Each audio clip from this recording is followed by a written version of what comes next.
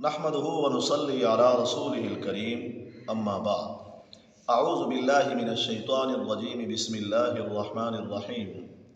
मोहतरम सामईन, आज हम ख्वाब के अंदर कुरान पाक पढ़ने की ताबीर बयान करेंगे। कुरान पढ़ने की मुख्तलिफ सूरतें हो सकती हैं। आपने कुरान पाक आधा ख़त्म किया ख्वाब के अंदर, आपने कुरान पाक को देखा ख्वाब के अंदर कि मैंने हिफ्ज़ कर लिया है, आपने ख्वाब के अंदर सिर्फ कुरान पाक की आवाज़ सुनी है। ये भी हो सकता है कि आपने ख्वाब के अंदर देखा हो कोई आपको कुरान पढ़ा रहा है लेकिन आपको समझ नहीं आ रहा। आपने ख्वाब के अंदर पूरा कुरान ख़त्म किया हो, आप बुलंद आवाज़ से कुरान पढ़ रहे हों।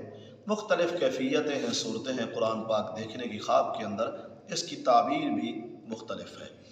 अल्लामा इब्न सिरीन रहमहुल्लाह फरमाते हैं, अगर किसी ने ख्वाब के अंदर देखा है मैंने आधा कुरान पाक ख़त्म कर लिया है, तो इसकी ताबीर अल्लामा साहब फरमाते हैं कि उसकी ताबीर यह है कि उसकी आधी ज़िंदगी ख़त्म हो गई है।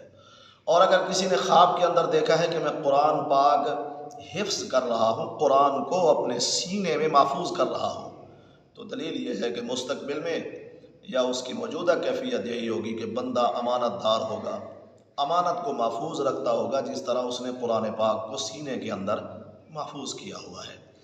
और अगर किसी ने देखा है मैं कुरान पाक को बुलंद आवाज़ से पढ़ रहा हूँ, तो इसकी दलील यह है कि अल्लाह ताला इसके नसीब को बुलंद फरमाएंगे, इसके मुस्तक़बिल को रोशन फरमाएंगे। तो कुरान पाक को ख्वाब के अंदर बुलंद आवाज़ से पढ़ना इसकी अच्छी ताबीर है। और अगर किसी ने देखा है मैं कुरान पाक को मैंने ख़त्म किया है, ख्वाब में देखा कि उसने पूरे कुरान पाक को पढ़ लिया है और ख़त्म किया है, तो इसकी ताबीर ये है कि उसकी मुराद अल्लाह ताला पूरी फरमा देंगे।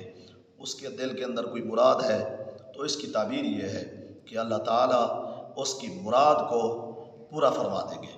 और अगर उसने देखा है मुझे कोई कुरान पाक पढ़ा रहा है लेकिन उसके अल्फाज उसको ख्वाब के अंदर समझ नहीं आ रहे, वो नहीं पढ़ पा रहा, कारी साहब उसे पढ़ाने की कोशिश कर रहे हैं या कोई पढ़ाने वाला ख्वाब में उसे पढ़ा रहा है लेकिन उसे समझ नहीं आ रहा, तो इसकी दलील ये है कि शायद वो किसी गम में, तकलीफ़ में मुब्तला होगा। अल्लाह ताला हमारे ख्वाबों को हमारे लिए बायस रहमत और बरकत बनाए। वाखिरु दावाना अनिल हम्दुलिल्लाहि रब्बिल आलमीन।